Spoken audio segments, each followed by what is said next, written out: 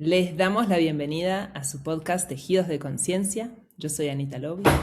Yo soy Marianne de Yaca y hoy les traemos un episodio que esperemos que les guste, los nutra y aprendan mucho. Así es. Pues el tema, vamos a empezar una serie con las emociones básicas, ¿no? Y una emoción que pues nos visita seguido es el enojo. O que no nos Ese, visita, sí. que se mantiene ahí agazapado, ¿no? Cuando sentimos enojo, pero lo reprimimos, lo dejamos guardado, ni siquiera lo identificamos. Y luego lo peor es cuando nos preguntan, ¿estás enojado? Y tú dices, no, estoy bien, para nada. Sí, Pero forma parte de la vida. sí. Y bueno, ¿qué hay con estas etiquetas que les ponemos a las emociones básicas y sobre todo el enojo? Como no te enojes, no muestres enojo. Por eso tanta gente no lo reprime. Sí, que es la represión de las emociones, que no ha sido así a lo largo de la historia, pero de repente así se transformó en una represión. A veces nos relacionamos con el enojo como si el enojo fuera muy malo, como si fuera muy malo estar enojado, como que no puedes expresar tu enojo porque entonces ya no eres una buena persona o no eres justa o no tienes por qué enojarte. Ay, pero ¿para qué te enojas si no es para tanto? Cuando lo que queremos es ver en dónde está la emoción, la causa de la emoción y luego la manera de expresar la emoción en lugar de reprimirla o de ocultarla. Así es, así es. A ver, cuéntanos un poco de contexto sobre cómo el enojo y la visión del enojo ha ido evolucionando. Claro, pues la primera persona o de los primeros filósofos que empezaron a hablar del enojo es Aristóteles, que hay que recordar que Aristóteles era un hombre muy, muy sabio, ¿no? Y abarcaba muchas especialidades, vamos a decir, dentro de su sabiduría. En la antigüedad no había esta fragmentación, además de saberes, ¿no? Sino que las personas del antiguo egipcio y luego de Grecia podían ser médicos y al mismo tiempo arquitectos y al mismo tiempo investigadores y reúnen una serie de prácticas, de disciplinas en donde ellos ven el desarrollo del ser humano y el desarrollo del alma. Aristóteles, pues, es una fuente primordial.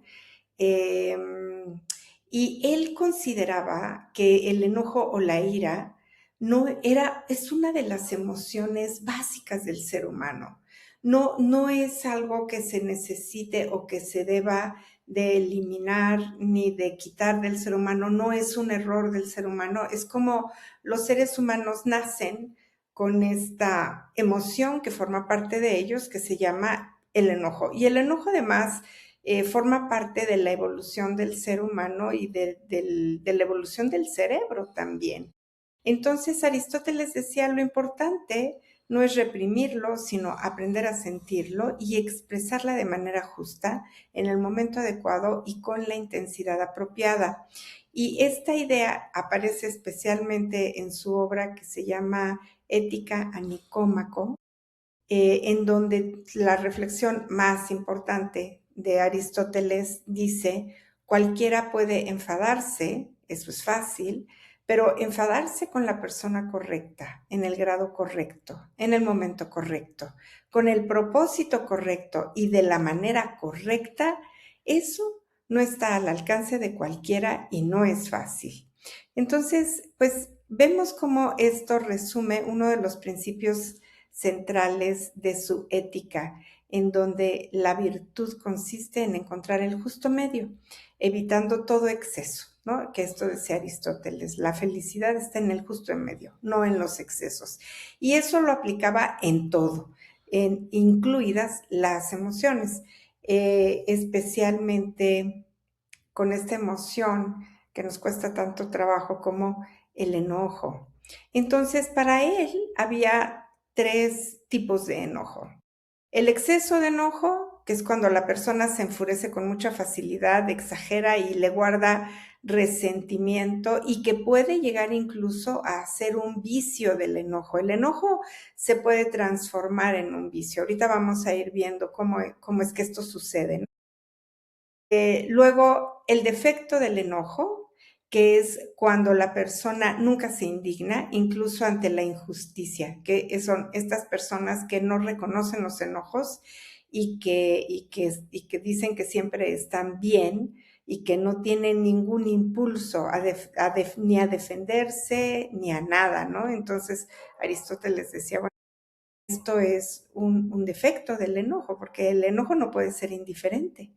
La falta de dignidad no puede ser indiferente. Si hay falta de dignidad, pues si hay una falta de respeto o una agresión, pues va a haber un enojo como respuesta. Y después, Aristóteles nos habla del justo medio. El enojo que está en el medio es la persona que experimenta enojo cuando hay una razón legítima, pero lo hace de forma proporcional, guiada por la razón y con la intención de corregir algo que no es correcto, pero no de destruir al otro. Para Aristóteles, las emociones no son enemigas de la razón. Él verdaderamente creía que podía educarse mediante el desarrollo del carácter.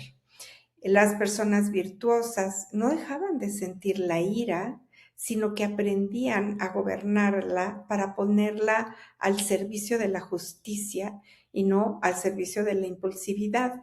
Y fíjate que toda la filosofía aristotélica es muy interesante porque es increíblemente parecida a la filosofía náhuatl, a la filosofía tolteca, donde la filosofía tolteca distingue las emociones, pero sabe utilizarlas, sabe hacer uso de ellas, las sabe expresar y sabe cómo manejarlas, pero no las reprime. Incluso dentro del Tonalpohualli, no sé si te acuerdas, hay un símbolo que es el símbolo de Tlaloc, que si las personas tienen a Tlaloc dentro de su carta astrológica, por llamarlo de alguna manera, que no se llama carta astrológica para los toltecas, sino su Tonalpohualli, si tienen a Tlaloc ahí, Tlaloc es una de las personificaciones de esta emoción, del enojo. Entonces dicen, cuidado, porque si alguien tiene a Tlaloc ahí, quiere decir que es una persona que tiende a ser enojona, más enojona que otras personas, y esa persona nace para aprender a manejar su enojo. ¿Yo Porque de que enojona? tú tienes a Marian, Tlaloc, claro que Anita. tengo a Tlaloc. Tengo Tlaloc y lluvia por todos lados. Porque Tlaloc es la tormenta, ¿no? Son los movimientos tormentosos y así como las lluvias que nos han acompañado en estos días con esas tormentas, eso es Tlaloc. Sí, es como, cuando tenemos a Tlaloc en el Tonalpohualli, o nos podemos ir a un extremo, o lo reprimimos, le tenemos tanto miedo a nuestra fuerza de enojo que entonces la reprimimos, o bien, pues no tenemos filtros y la dejamos salir así nomás y podemos destruir alrededor, ¿no? Como toda una tormenta, en efecto. Entonces, una enseñanza que sigue vigente tanto desde la perspectiva aristotélica como desde la perspectiva tolteca, que son tan afines, dice que el enojo puede verse como una señal de que estamos percibiendo en qué momento hay una ofensa, en qué momento hay algo que sea injusto o en qué momento necesitamos poner un límite. Entonces, si nosotros nos enojamos, es porque estamos percibiendo que algo no está funcionando de manera correcta para nosotros. Y aquí la pregunta no es, ¿debo de enojarme o no debo de enojarme? Porque evidentemente, si tenemos una relación con las emociones que sea armoniosa, que sea sana y que sea orgánica, pues obviamente vamos a estar enojados. Entonces, la pregunta no puede ser si debo enojarme o no debo enojarme. Las preguntas tendrían que ser, mi enojo corresponde a la realidad y es proporcional a lo que ocurrió. Mi enojo me conduce a una acción justa y constructiva, o mi enojo me domina y me lleva a actuar de manera que después puedo lamentar. Esta visión ha influido profundamente en toda la filosofía occidental y va a encontrar eco en enfoques contemporáneos de la inteligencia emocional que también distinguen entre sentir y emoción y dejarse controlar por ella. Y bueno, pues así tenemos, por ejemplo, a Freud, a Jung, a Hellinger y a Viktor Frankl. Me encanta además esto que pone al principio Aristóteles de que muchas veces con el enojo buscamos un culpable. Entonces es cómo destruyo a esta persona en vez de Mm. usarlo para la justicia, decir, a ver, no voy a destruir. ¿Qué necesito construir con este enojo, no? O cambiar de Claro, la realidad, digo, a veces hay que destruir algo, pero no una persona o un culpable, ¿no? sí, no se trata de buscar el culpable y el sentido de venganza. Aristóteles decía que el enojo sirva para construir.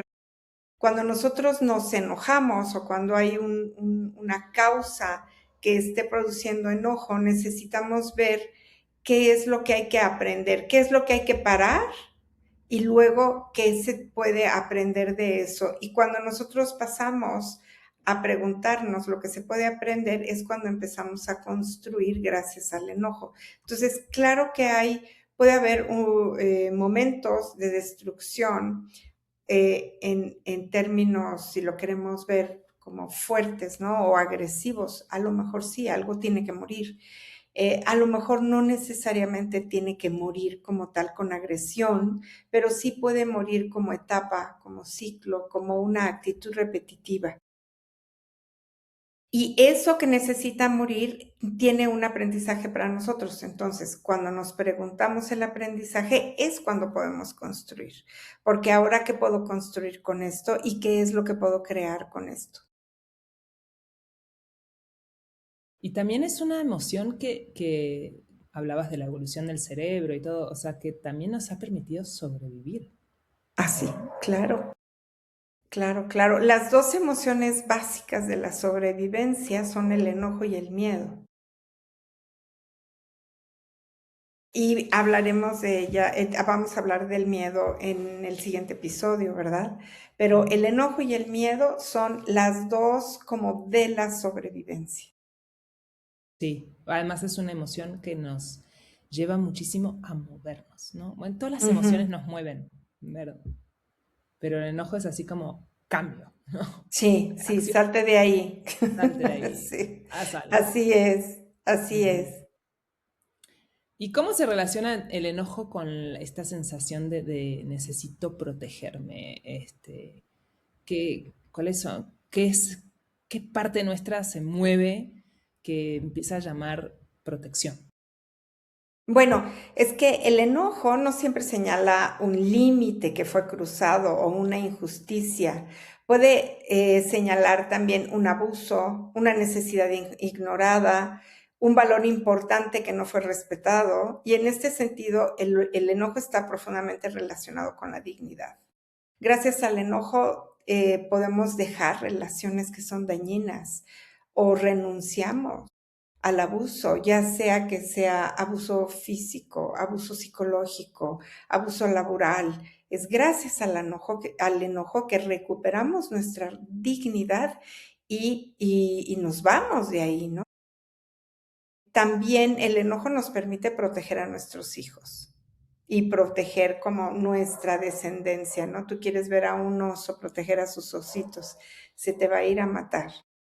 Es bien instintiva la asociación que hay entre la protección y el enojo. También puede haber un enojo muy fuerte cuando defendemos nuestras ideas. Y hay que apuntar además que muchas de las grandes transformaciones sociales y de las revoluciones en un país y de estos movimientos masivos, es cuando algo ya no es aceptable. Es como el enojo empieza a decir esto ya es injusto. Y me acuerdo ahorita de los filósofos del siglo XVII, ¿no? Todos estos grandes pensadores franceses del siglo XVII que empiezan para salir de todo el feudalismo, que empiezan a pedir con mucho enojo, que empiezan a pedir que se respete la libertad, que se respete la autonomía del hombre y que todo esto es lo que precedió a la Revolución Francesa. Pero es este enojo tan fuerte en donde surge también una nueva manera de pensar con nuevas propuestas comunitarias para la sociedad en su totalidad. Sí, como un motor del cambio. Exacto. ¿El enojo es bueno, es malo? Ni bueno ni malo. ¿Por qué? ¿Por qué Es elegí? tibio, ni Exacto. caliente ni frío, es tibio. Ni bueno ni malo. Es yin y yang. Sí. Porque como tenemos acá mucho o sea, bueno, en Occidente sobre todo lo medimos bueno o malo, ¿no? En vez Ajá, sí. de integrar como luz y sombra, o sea, en lo mismo. Sí, exactamente. Pues ni bueno ni malo, ¿no? El enojo es y forma parte del ser humano. Es una reacción natural que viene desde el cerebro. O sea, así es. No es que sea bueno enojarse, no es que sea malo enojarse, es como, es como la luz, es como si nosotros viéramos la luz no es ni buena ni mala, es. Y hay lugares en donde hay más luz, hay lugares en donde los días son más cortos. ¿Eso es bueno? ¿Eso es malo? Pues no, ni bueno ni malo, es, así es. Y el enojo es. Y tenemos distintas formas, lo que sí es interesante es que tenemos muy distintas formas de manifestar y de expresar el enojo dependiendo de nuestra cultura y dependiendo de lo que vivimos desde pequeños, ¿no? Entonces, el enojo no es moral, depende de la conciencia con la que es utilizada esta manera natural del ser. Es una de las manifestaciones de ser humano. Es una energía vital, está ahí, ¿no? Hay que recordar que el enojo está totalmente conectado, bueno, además de estar conectado al cerebro y de generarse ahí, pues está conectado también con las glándulas suprarrenales. Y es lo que nos va a generar el cortisol y todas las hormonas que necesitamos para sentirnos vivos, para sentir que tenemos mucha fuerza. Entonces, más que enojarse o sentirnos mal, o iba yo a decir más que enojarse con el enojo, o sentirnos mal con el enojo, sentir culpa por el enojo, la pregunta tendría que ser, ¿qué puedo hacer con esta energía? La energía del enojo ahí está. Ahora, ¿qué puedo hacer con ella? Sí, y ahora que te escuchaba decía, bueno, como dices, nos llena de vitalidad, ¿no? Mi pregunta es, ¿por qué algunas personas viven enojadas todo el tiempo? ¿Es porque están buscando sentirse vivas o qué está pasando? Sí, por supuesto. Hay personas que tienen este vicio de estar enojadas y se vuelve una adicción, ¿eh? Las personas que están enojadas todo el tiempo. Son personas que en el fondo están deprimidas y no saben cómo generar vitalidad. Y como no saben cómo manejar vitalidad y en el entorno familiar lo que se vio fueron muchos pleitos y a mucha gente enojándose y a padres violentos, entonces se llega a colapsar el enojo con la energía vital. Y desde ahí es mucho más fácil enojarme que que tener energía vital, ¿no? Porque si yo lo que aprendí cuando fui niña fue a enojarme, pues eso es lo que voy a repetir y es la manera que yo encontré como si el enojo fuera la fuente de mi energía vital. Entonces, si me empiezo a sentir un poquito baja, si me empiezo a sentir un poquito enferma, ¿qué voy a hacer para recargar la pila o para subir mi energía? Pues me voy a enojar con alguien. ¿Cómo me voy a enojar con alguien? Pues voy a encontrar un conflicto.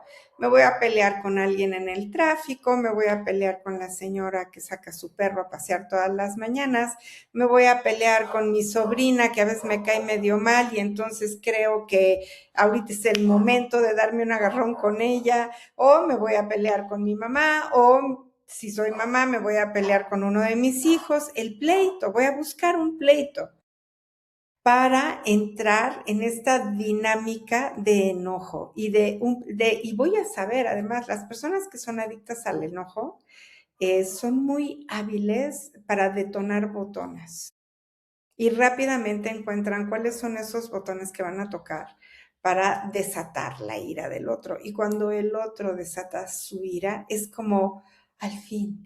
Claro que no hay una conciencia de todo este movimiento, son movimientos bien inconscientes. Las personas que son adictas al enojo creen que son incomprendidas, se sienten más bien víctimas, no son conscientes de su adicción al enojo, no son conscientes de cómo tienen que picar los botones de otras personas para poderse alimentar. Entonces, ¿qué es lo que hacen? La otra persona reacciona, se va a enojar, puede ser que grite, que insulte, que patalee, lo que sea que haga, y es como si a la persona que es adicta al enojo le diera la droga que necesita en ese momento. Toda su energía y todo su ser van a absorber el enojo, se lo van a tragar. Hablábamos en episodios anteriores acerca de los vampiros energéticos, ¿no? Entonces, el adicto al enojo es uno de los vampiros energéticos. Entonces, se come el enojo, activa sus propias glándulas suprarrenales, activa el hígado, que el hígado es el protector del corazón, y toda ella se va a activar, activa el sistema nervioso y se va a empezar a pelear y va a ganar la pelea. A lo mejor la pierde, pero lo más seguro es que la gane. Y cuando la pelea acabe, esa persona se va a sentir viva, se va a sentir muy bien. A lo mejor no te lo dice así, a lo mejor lo que dice es, nadie me comprende, yo no entiendo por qué las personas todas se quieren pelear conmigo cuando yo soy tan buena persona. O sea, ¿qué le pasa a la gente? Yo nada más hago comentarios, un comentario inofensivo, un comentario que sale al aire, que ya, es más, yo lo que quería era jugar con esa persona. Y hago el comentario y el otro, mira cómo se pone, enloquece, se enoja. Entonces, este es el tipo de respuestas que tienen las personas adictas al enojo, en donde sueltan el veneno, tocan los botones, el otro reacciona, el adicto al enojo se nutre, se fortalece, toma su vitamina de, de pleito y de enojo que le va a durar pues algunos días o algunas semanas o Es en vitamina E, el... enojo. Es vitamina E, exacto. Violencia con enojo, ¿no? Pero se va a sentir víctima, se va a sentir mal, va a sentir que la gente que no es comprendida por las demás personas y que nadie entiende que nadie entiende sus comentarios que son muy chistosos o sus comentarios que son bromas sarcásticas, que no juega este papel de la víctima para no tomar responsabilidad de que lo que está pasando es que hay una adicción al enojo y hay una adicción al enojo no porque sea una mala persona, sino porque no sabe cómo gestionar la energía vital para su vida. En casa no se lo enseñaron porque había tanta violencia que la manera como se nutrían unos a otros, pues era a través del enojo. Estaban todos muy, muy enojados, pero eso sí, con mucha vitalidad.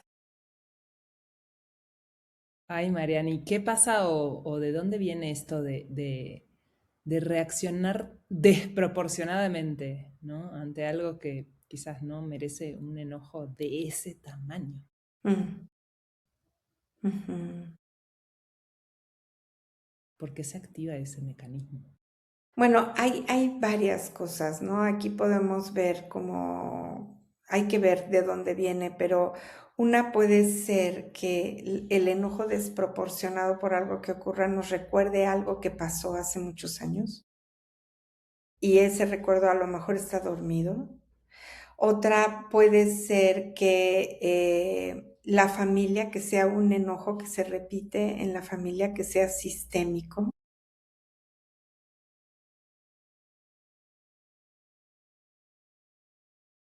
Lo que decía, por ejemplo, Carl Jung es que los núcleos emocionales están llenos de experiencias del pasado y cuando estas experiencias se activan, toman temporalmente todo el control de nuestra personalidad.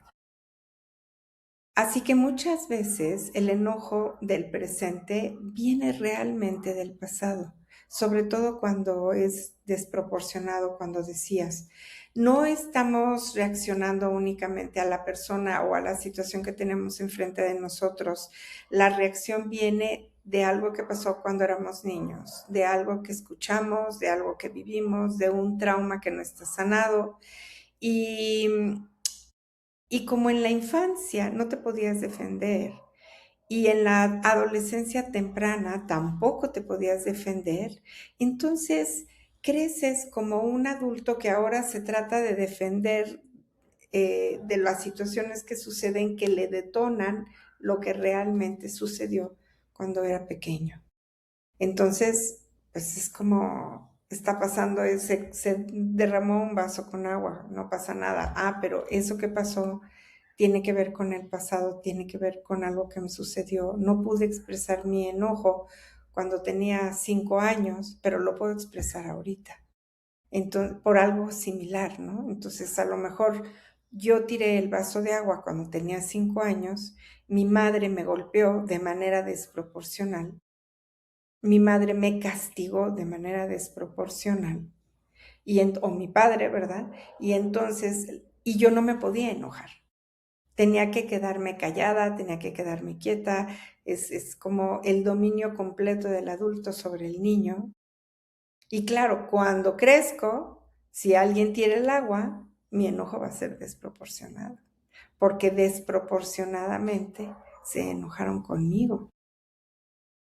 Ay, sí. Y más si no estoy trabajando de una manera consciente, ¿no? En observar mis emociones, en Ujú. ser consciente cuando surgen, ¿no? Si estoy agotado, estresado, abrumado por, ¿no? Mi ritmo de día, es cuando más fácilmente dejas entrar, ¿no?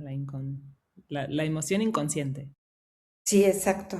Y la dejas de controlar, ¿no? Exactamente.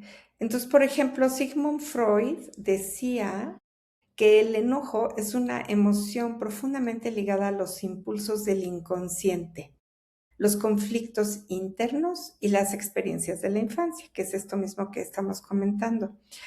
A diferencia de Aristóteles, que se preguntaba cómo expresar el enojo de una manera virtuosa, Freud trató de comprender de dónde surge y qué revela sobre la vida psíquica. O sea, Freud dijo, bueno, mejor vámonos a la herida, ¿no? Aristóteles no veía mucho. Aristóteles decía, está bien enojarse, es normal enojarse, hay que aprender a poderlo expresar de una manera virtuosa.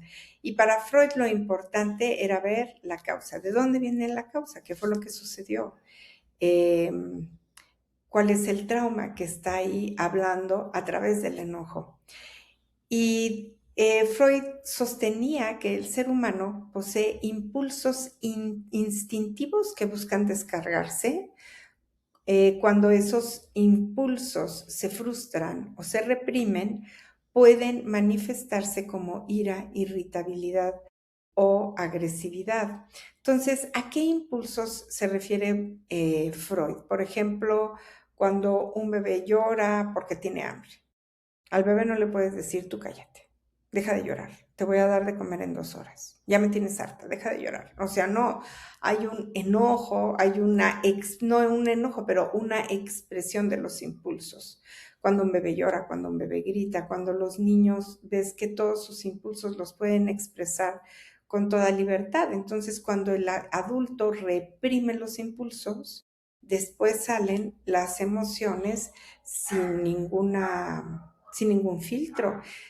Me acordé ahorita de una paciente que no dejaba que y bueno, me llevó a su hijito porque tenía problemas de ansiedad. El niño tenía 6 años y a esa edad ya tenía problemas de ansiedad.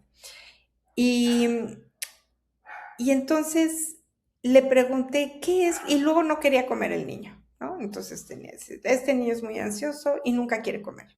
Entonces, a ver, ¿qué haces con el niño? Le empecé a preguntar. ¿Cuáles son las actividades que haces para que el niño coma? Y ella me dijo, no, ninguna, porque se ensucia muchísimo. Lo que yo tengo que hacer es lo amarro a su sillita de bebé, yo le doy de comer en la boca. Le dije, ¿cómo? ¿Lo amarras? ¿Lo amarras completamente así de, sí, lo amarro, lo amarro? Entonces el niño no podía mover los brazos, las manos, nada. Tenía que abrir, solamente podía abrir la boca para comer. Pues claro que el niño no quería comer y claro que tenía problemas de ansiedad porque no había una manifestación libre de cualquier expresión que fuera. No podía mover sus brazos, tenía prohibido comer con las manos. A la mamá le daba mucho asco ver que su hijo se llevara la comida a la boca, entonces no podía hacer eso. Entonces tuve que trabajar primero con la madre y después con el hijo, ¿no? Para que el hijo pudiéramos sacar los niveles de ansiedad, pero ahí el trabajo con la madre fue muy, muy importante. Entonces, y esto decía Freud, ¿de qué pasa cuando los impulsos se reprimen? Bueno, pues va a llegar un momento en que esos impulsos van a permanecer, ¿no? Ahí, pero va a llegar un momento en que todo eso va a salir y no va a salir bonito, no va a salir lindo, va a ser eso es como un borbotones y borbotones de ira o de enojo o de lo que sea que salga, ¿no? También Freud hablaba de la represión del enojo. Y cuando una persona siente que no puede expresar su enojo o no ha tenido la posibilidad de poderlo expresar por miedo, por culpa o por normas aprendidas en la familia, entonces reprime el enojo. Ahora, esta emoción no desaparece, sino que se manifiesta de muchas otras maneras. Y aquí puede salir la ansiedad, es el principio de la ansiedad, y muchos síntomas físicos, puede tener alergias, puede tener tics, puede tener problemas en la piel, puede enfermarse seguido de gripas o de cosas en los pulmones, también puede tener depresión, puede tener irritabilidad constante, conductas pasivo-agresivas. Esto es muy importante, la conducta pasivo-agresiva, porque parece que no haces nada, parece que no dices nada como para que el otro se tenga que enojar. Y sin embargo, lo que dices y lo que haces es profundamente agresivo. Pero como no gritas, como no insultas y como no golpeas, pues no se considera, entre comillas, no se considera enojo, sino se considera que está bien, se considera que la persona está siendo muy bien educada para relacionarse contigo. Y luego ves ahí, esto sucede mucho en las parejas, ¿no? Cuando las parejas se pelean muchísimo y uno de los cónyuges son así muy polites y son todos lindos y educados y la pareja estalla y se pone como loca. Y entonces lo que tienes es una imagen aparente de alguien que está loco y el otro que pobrecito que lo tiene que aguantar. Pero no es así. Él sabe cómo tocar los botones de la agresión del otro a través de ser pasivo-agresivo. Otra forma del enojo es el desplazamiento para Freud. Y esto consiste en dirigir el enojo hacia alguien o hacia algo que representa menos riesgo que el enojo original. Por ejemplo, una persona es maltratada por su jefe y en lugar de enojarse con el jefe, llega a su casa y golpea a sus hijos, o empieza a gritarles a sus hijos, o se enoja con sus hijos. Es un desplazamiento del enojo. Y bueno, Em, Después Freud habló mucho acerca de la agresividad y cómo la agresividad, él dice, pues es un enojo desmedido que también forma parte de la naturaleza humana y la agresividad ya corresponde a la sociedad. Entonces son como impulsos descontrolados en donde se pasan todos los límites de las normas, de los valores, de la convivencia, y hay una tensión entre los deseos individuales y las exigencias sociales, y aquí se genera un conflicto de manera permanente. Entonces, ¿qué es lo que propone Freud? Además de ir a terapia, ¿no? Él lo que propone es no eliminar el enojo, sino hacerlo consciente, muy parecido a Aristóteles. El trabajo terapéutico, que las personas puedan entrar en un proceso terapéutico para que puedan empezar a mirar qué origina realmente el enojo, qué emociones hay debajo de la ira. Puede ser que atrás del enojo haya tristeza, vergüenza, abandono, miedo, qué experiencias tempranas se están reactivando con esa situación que la persona se enoja y por qué ciertas situaciones provocan una reacción tan intensa. Entonces, la idea es hacer conscientes los procesos inconscientes para que la persona pueda responder con mayor libertad y menos impulsividad. Una frase así muy famosa de Freud dice que las emociones no expresadas nunca mueren, son enterradas vivas y más adelante saldrán en su peor forma, de peores maneras, Como ¿no? los vampiros. Como los vampiros, exacto. Ay, pues sí. ¿Y qué nos dice Freud, Jung, ¿no? Discípulo de Freud, Mm. sobre el enojo, Bueno, porque es Jung, otra mirada, Ju- ¿no? es otra mirada porque además Jung toma el psicoanálisis y lo vuelve místico, ¿no? Que esta es la gran aportación de Jung. O sea, Jung, como tuvo maestros que le enseñaron a meditar, estuvo en la India, estuvo en los Himalayas, entonces él toma todo el psicoanálisis, lo transforma. También fue discípulo de chamanes. Él era esta combinación extraña entre un psiquiatra y un mago y un chamán, y él quería un poco como tomar todas estas experiencias para enriquecer el psicoanálisis, porque desde su perspectiva el psicoanálisis no era suficiente para apoyar el proceso de sanación de una persona. Entonces, para él, la pregunta más importante no es cómo eliminar mi enojo, él tampoco estaba de acuerdo con eso de eliminar, sino qué parte de mí está intentando hablar a través de ese enojo. Entonces, toda emoción intensa suele señalar una parte de nuestra propia sombra que busca ser integrada. Muchas personas fueron educadas para ser siempre como muy amables, ¿no? Como muy complacientes, siempre muy correctas. Y enterraron toda su capacidad para poner límites también. Entonces, por una parte, nunca expresaban sus desacuerdos, nunca decían lo que realmente necesitaban, no sabían poner límites, no podían hacer eso. Y esto es algo que se empezó a dar en la educación del siglo XVII-XVIII, en donde empezó a haber una represión absoluta de todas las emociones, y todavía a la fecha hay personas que siguen educando bajo esos códigos. Entonces, Jung dice, todo aquello que reprimimos no desaparece, regresa con más fuerza.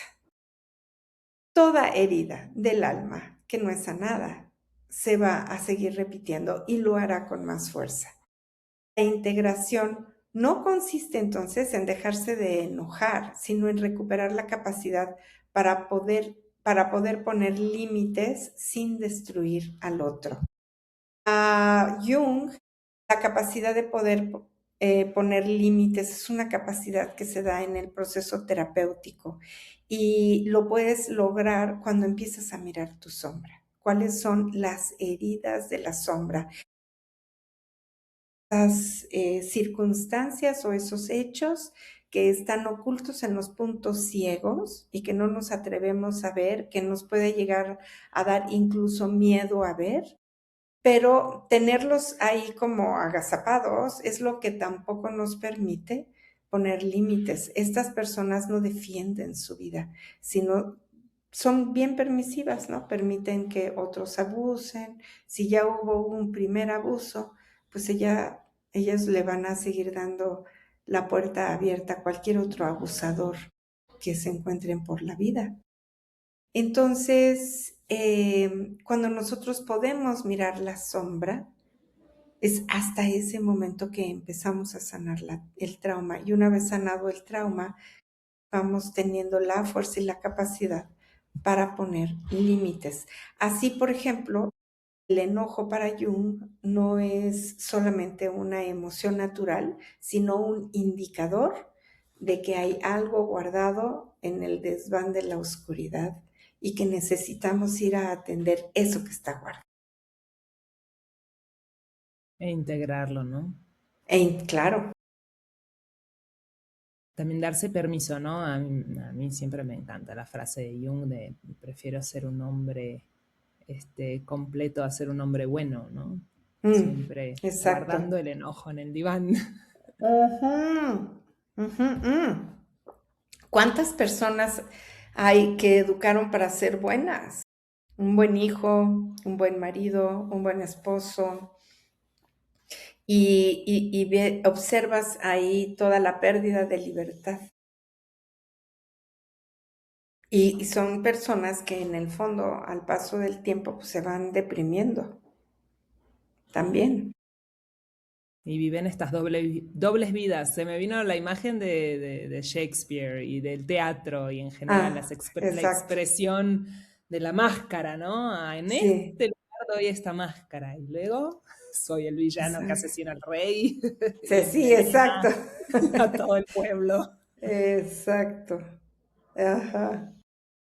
Bueno, si quieres yo comparto ¿qué nos podría decir Víctor Frankl sobre el enojo? Adelante. Bueno, Frankl, digo, no es que escribió directamente sobre el enojo, pero sí habla sobre este espacio que existe entre cuando pasa algo, sucede una situación y la respuesta que elegimos dar a esa situación, ¿no? Y ese es el espacio donde vive nuestra libertad.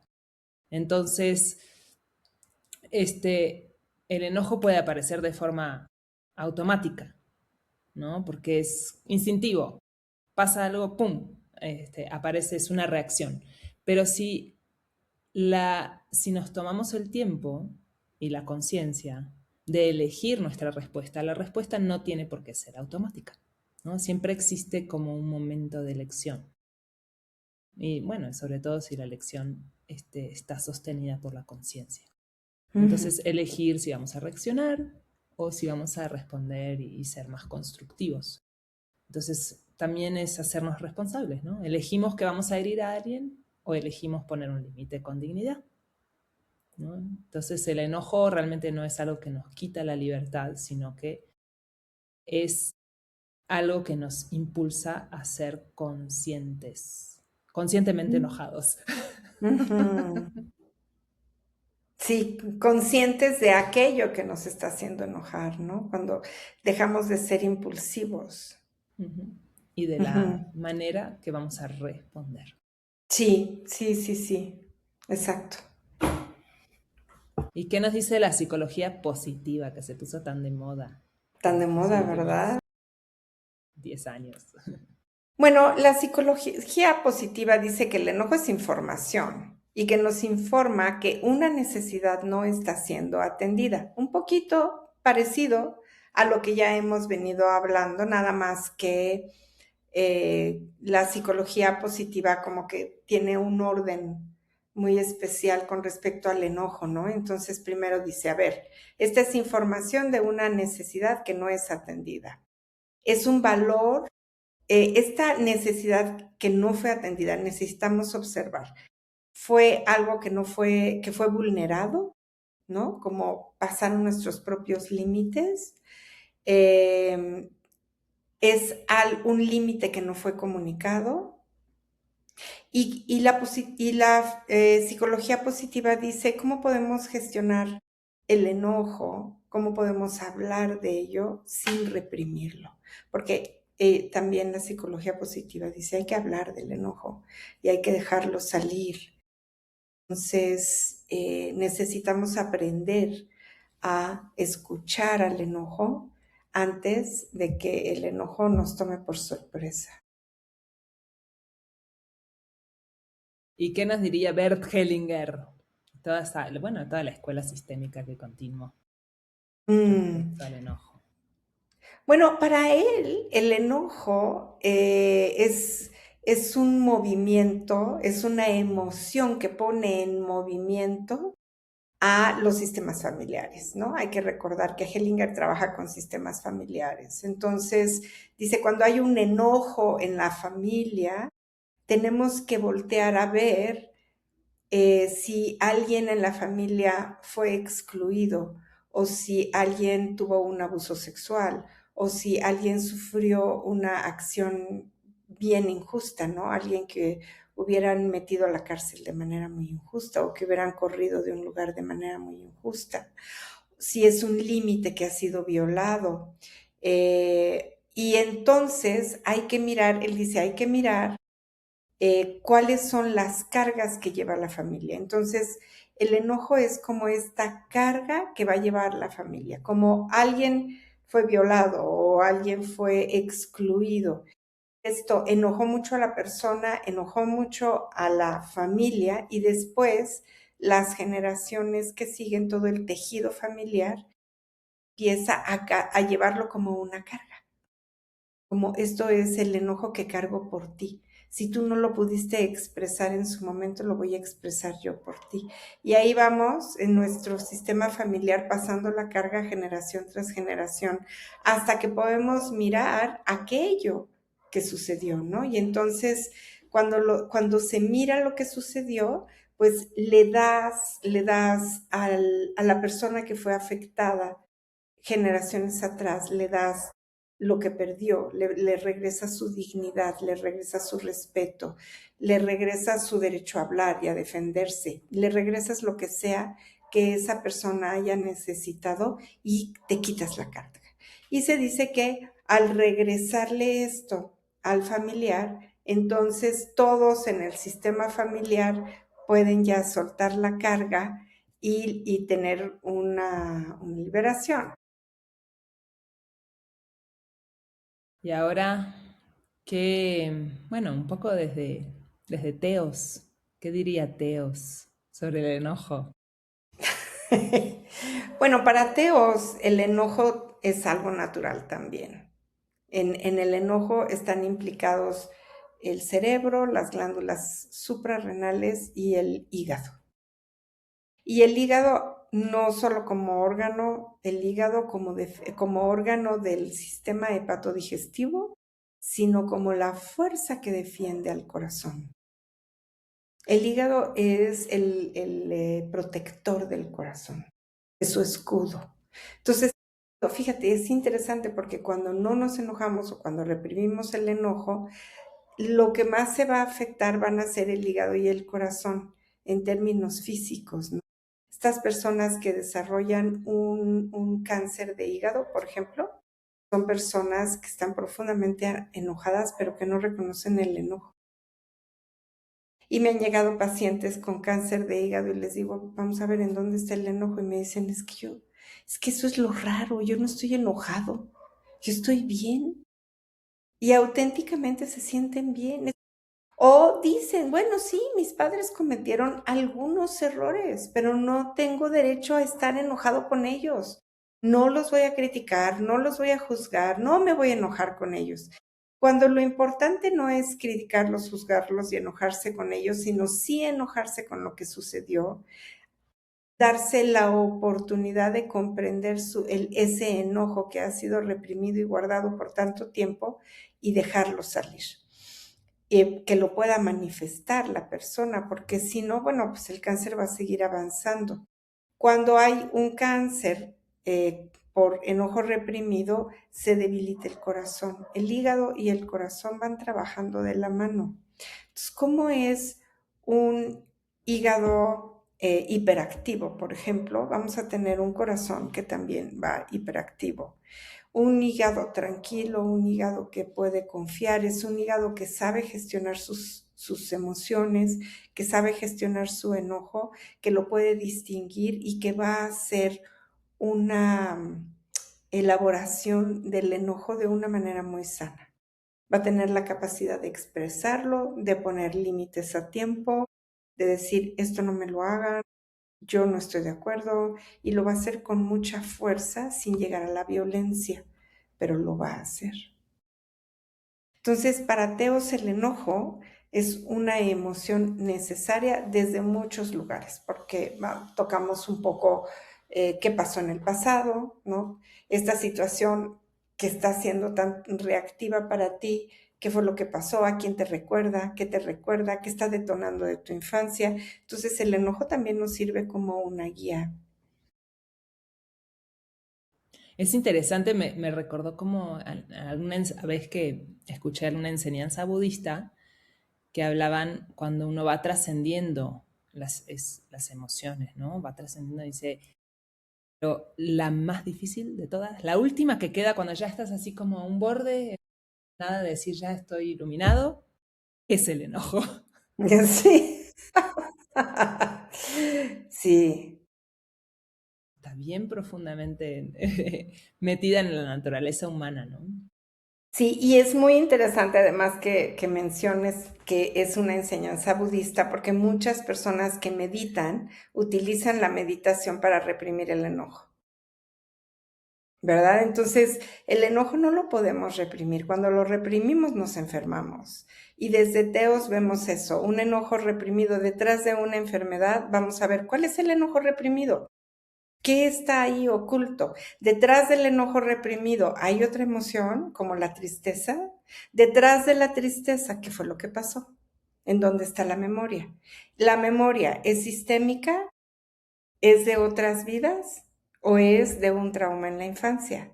Y de donde sea la causa de esa memoria, ahí vamos a trabajar para sanar eso. Es como traer todo el lodo, ¿no? Traer todo lo que está en las profundidades del corazón para traerlo a la superficie y poderlo sanar. Si no lo traemos, primero lo tenemos que distinguir, porque no podemos sanar lo que no podemos distinguir. Después lo sacamos a la superficie, eso que estamos distinguiendo, y empezamos a trabajar con ello, se sana. En términos metafóricos se limpia. Y una vez que hacemos esto, el ser mismo, el cerebro, el corazón, las glándulas suprarrenales, es bien interesante porque empiezan a encontrar un orden de expresión, un equilibrio en la expresión. Y solito, es como de una manera muy orgánica, empezamos a tener una reacción más moderada, menos destructiva y más consciente. Y esto viene desde cómo van a actuar las hormonas, cómo van a actuar las glándulas en nuestro propio organismo, porque las glándulas también se regulan cuando estamos trabajando el enojo o cualquier otra emoción, ¿no?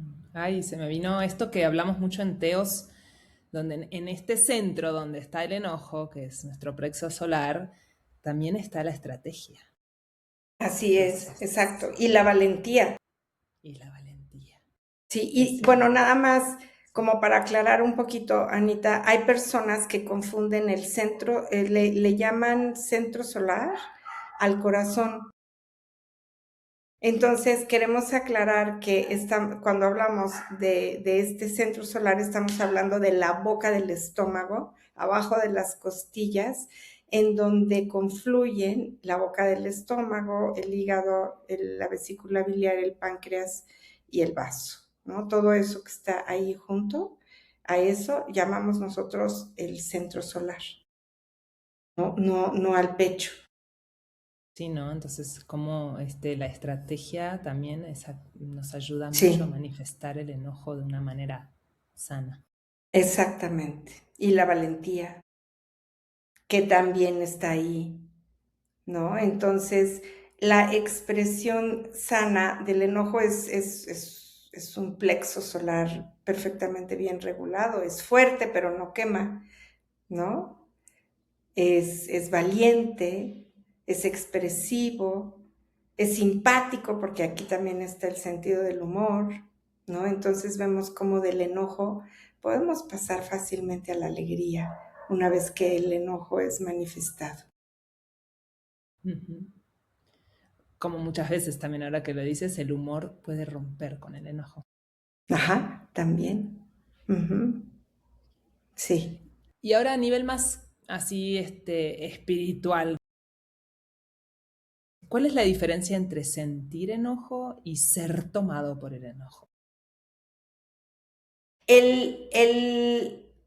Si bien es cierto que el enojo es una emoción natural del ser humano, el enojo no es el ser. El enojo es una emoción que viene y que va, que podemos sentir hoy, pero mañana no, o que sentimos hace mucho tiempo y después ya no. Entonces, sentir el enojo es la emoción del enojo y el sentimiento del enojo es la expresión de la emoción del enojo. Pero ser el enojo es alguien que está enojado todo el tiempo, que nace enojado. Y yo quiero como si el enojo fuera parte del ser. Entonces, estaría muy bien preguntarnos, ¿eso existe? Yo creo que no. Yo creo que no se nace enojado, o que, digo, puedes nacer con el enojo de tu mamá o de tu papá de algo que estaba sucediendo y te traes el enojo cargando, ¿no? Absorbes el enojo de tu madre, los traumas de tu madre desde que estás en el vientre, eso sí puede ser. Y naces sintiéndote o cargando un enojo, pero no, el enojo no forma parte del ser. El ser no es el enojo por sí mismo, el ser es el ser, con sus muchas emociones y las manifestaciones de las emociones en los sentires. Yo creo que hasta la persona más enojona del mundo que dice, yo estoy enojado todo el día, todos los días, si hace un ejercicio donde realmente, o sea, observa segundo a segundo de su día, no hay manera de que todo el tiempo mantengas la misma emoción. Las emociones Sí, cambian por naturaleza. así es, cambian como cambia la lluvia.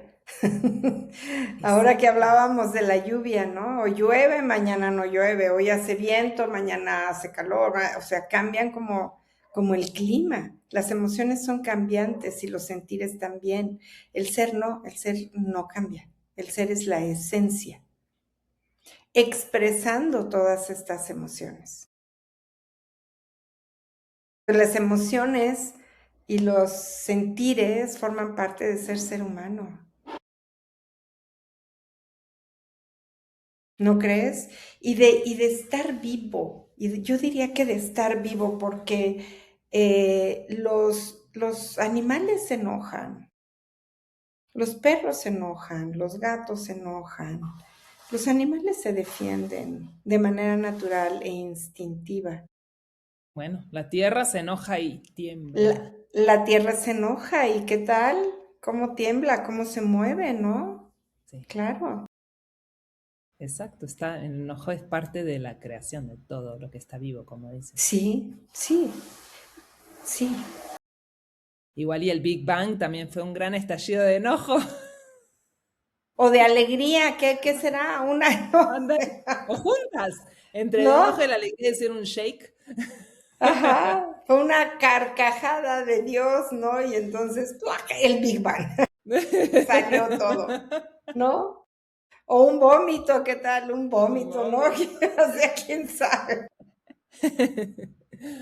Muy bien, Marian. Y Sí, para ir cerrando este episodio, ¿qué te gustaría compartir para, pues, las reflexiones finales para este Pues hermoso eso, episodio. yo creo que lo que hemos venido compartiendo puede ser muy útil para todos. Lo importante no es reprimir el enojo ni relacionarse con el enojo como algo malo, sino aceptarlo, verlo.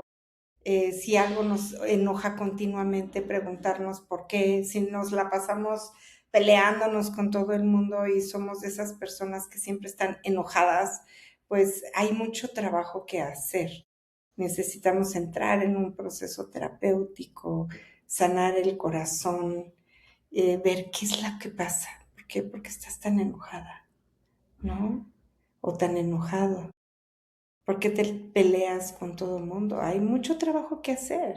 Y la invitación es a que lo hagan, no a reprimir el enojo, porque el enojo está siendo la guía o el llamado para que trabajen con su vida. Ese es el llamado, sanar la vida. Pues adelante, a sanar la vida. No te detengas. Planéalo, utiliza la estrategia. Busca a un buen sanador o a un buen terapeuta. Busca cursos que te impacten, retiros. ¿Cuántas maneras hay para poder sacar el espejo de la conciencia, para podernos ver a nosotros mismos? Medita, medita mucho y ve encontrando qué pasó para que pueda ser sanado. Y me gustaría volver a poner acá al final la frase que nos compartiste de Aristóteles. Cuando te Ujú, escuchaba dije, esto necesitamos todos transformarlo en preguntas, ¿no? claro. ¿Me estoy enfadando con la persona correcta? ¿No? O en Ujú. realidad mi enojo es con mi papá, con mi mamá, con lo que sea, ¿no? ¿Me estoy enfadando en el grado correcto?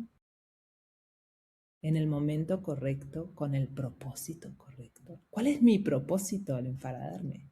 Ni nos Ujú. preguntamos eso, nada más escupimos el enojo, ¿no? Así ¿Esta es. es la manera correcta de enojarme?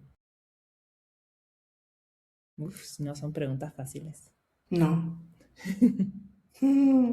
No, no, pero muy valiosas.